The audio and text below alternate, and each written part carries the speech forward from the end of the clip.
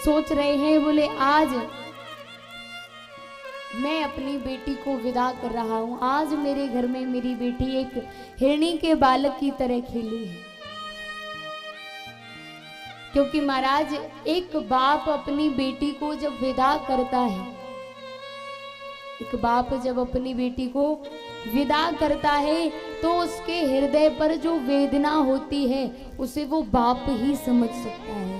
आज जनक जी महाराज एक कोने में जाकर के फूट फूट करके रो रहे हैं कि आज मेरे घर में, मेरे आंगन में श्री जानकी जी एक मृग नैनी, एक मृग के बालक की समान मेरे आंगन में खेली, उछल कूद की है, लेकिन आज मेरे आंगन को सूना करके चले जाएगी। क्योंकि महाराज ये प्रत्येक बाप की दशा होती है। आज जानकी जी भी रो रही है कि आज मैं अपने पिता को, अपनी माँ को, अपने परिवार को छोड़ करके चली जाऊं। यहाँ महाराज कहते हैं कि जब एक पिता अपनी बेटी के लिए वर देख करके भी आता है ना, उसी समय वो पिता उदास हो जाता है। जब रिश्ता पक्का करके आता है वो उदास घर में आकर के बैठ जाता है। उदास जब घर में आकर के बैठ जाता है, बेटी पूछती है, बोले पिताजी क्या हुआ, क्या लड़के वालों ने दहेज ज्यादा मांग लिया क्या?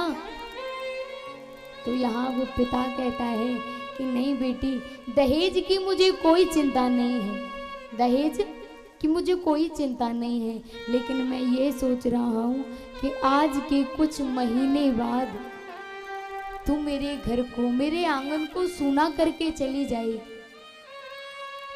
या महाराज वो बेटी भी सोचती है कि आज मैं बचपन से मुझे जन्म यहाँ मिला, मैं खेली कूदी यहाँ हूँ, मैं पली बड़ी इस घर में हूँ, लेकिन आज जब मैं बड़ी हुई, मैं किसी योग्य हुई, तो आज मुझे पराई घर जाना पड़ रहा है। यहाँ महाराज कहते हैं कि बेटियों का कोई घर नहीं होता, जो बेटियां होती हैं उनका कोई घर नहीं होता, क्योंकि जब उनका जन्म होता है तो क्या कहते हैं घर वाले कि ये पराया धन है, कहते हैं ना कि ये पराया धन है। और जब वही बेटी जब ससुराल में जाती है, विवाह होकर जाती है, तो ससुराल वाले क्या कहते हैं कि पराई घर से आई है। उस बेटी से क्या कहते हैं कि पराई घर से आई है। आखिर में बेटियों का घर होता ही कहाँ है? बेटियों का घर कहीं नहीं होता।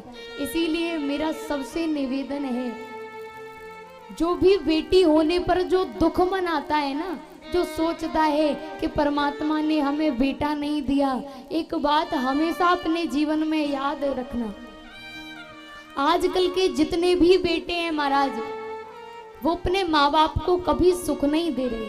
वो अपने माँ बाप की ना तो परिस्थिति समझते हैं ना स्थिति समझते हैं। एक बेटी होती है ना, वो अपने पिता की हर परिस्थिति में साथ देती है, चाहे उस बेटी का विवाह भी हो जाए और मायके में यदि कुछ काम भी पड़ जाए ना, कुछ मुसीबत भी आ जाए, तो वो बेटी क्या कहती है कि पिताजी आप चिंता मत करना, मैं तुम्हारा हर तरह से साथ दूंगी। जब बेटी जन्म लेती है ना, बेटी और बेटा जब छोटे होते हैं, तो याद रखना, आप एक पिता दोनों बच्चों को किसी खिलौने की दुकान पर लेकर जाता हो और दोनों खिलौने की दुकान पर जाएं, तो हमेशा बेटा क्या मांगता है? बेटा कभी भी खिलौने की दुकान पर जाएगा तो बेटा हमेशा बंदूक ही मांगेगा, और बेटी हमेशा खिलौने की दुकान पर जाएगी तो क्या मांगेगी? वो एक गुड़िया मांगती है। वो बचपन से ही एक गुड़िया लेकर के आती है। बेटी एक गुड़िया की तरह अपने मायके को भी सजाती है और अपने ससुराल को भी सजाती है। बेटा एक घर की, एक कुल की लाज होता है, लेकिन बेटी दो दो कुलों की लाज होती है। मैं हमेशा कहती हूँ कि बेटा तो महाराज भाग्य से मिलते हैं, लेकिन जिनके यहाँ बेटियां होती हैं, बेटियां हमेशा सौभाग्य से मिलती हैं। और जो भी बेटी का विवाह करके लाता है ना, जिस घर से बेटी का विवाह करके लाता है, आजकल देखने को मिलता है ये दहेज प्रथा बड़ी चलती है। बेटे वाले जाएंगे और बेटी के बाप से मांग करना प्रारंभ कर देते हैं। हमें 20 लाख में शादी करनी है, 30 लाख में शादी करनी है, 50 लाख में शादी करनी है। चाहे उस बाप की इतनी हैसियत नहीं है, फिर भी उससे मांग करते हैं। एक बार सोच के देखो कि जिसने अपने कलेजे के टुकड़े को जन्म दिया हो और उस कलेजे के टुकड़े को पाला हो, अपने घर में रखा हो, बड़ा किया हो, वो अपने कलेजे के टुकड़े को तुम्हें दे देता है। और हम और आप क्या करते हैं? मांग करते हैं, उससे जाकर के मांग करते हैं। कोई कहता है, जाकर के कहता है कि मुझे इतना धन चाहिए, इतना पैसा चाहिए, ये गाड़ी चाहिए।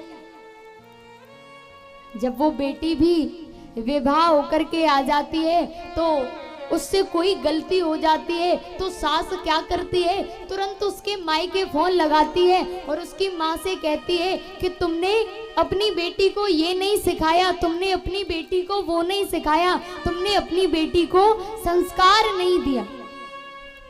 कोई उनसे जाकर के पूछ ले कि जब विवाह किया था, जब विवाह के लिए मांग हुई थी, तो मांग में क्या मांगा था कि मुझे 20 लाख चाहिए, 50 लाख चाहिए, मुझे फ्रिज चाहिए, मुझे टीवी चाहिए, मुझे एसी चाहिए, मुझे गाड़ी चाहिए। सब कुछ मांग लिया, लेकिन एक बार भी ये नहीं कहा कि मुझे संस्कारी बेटी चाहिए, मुझे एक संस्कारी बहू चाहिए। जब तुमने दहेज ही मांगा है तो संस्कारी बेटी या बहू ही कहां से आ जाएगी?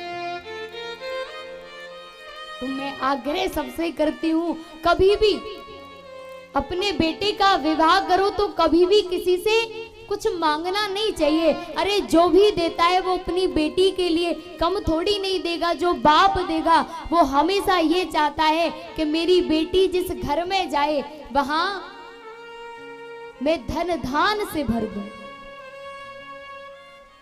ऐसे कितने बापों को देखा है महाराज, बेटी की शादी में जी जान लगा देते, खुद के लिए नए वस्त्र भी नहीं सिलवाते।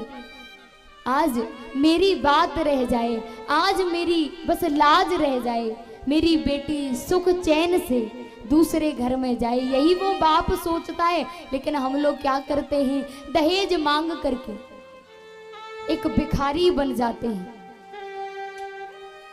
यहाँ महाराज जो अपने कलेजे के टुकड़े को निकाल कर दे देता है, और उस बाप से क्या मांगोगी?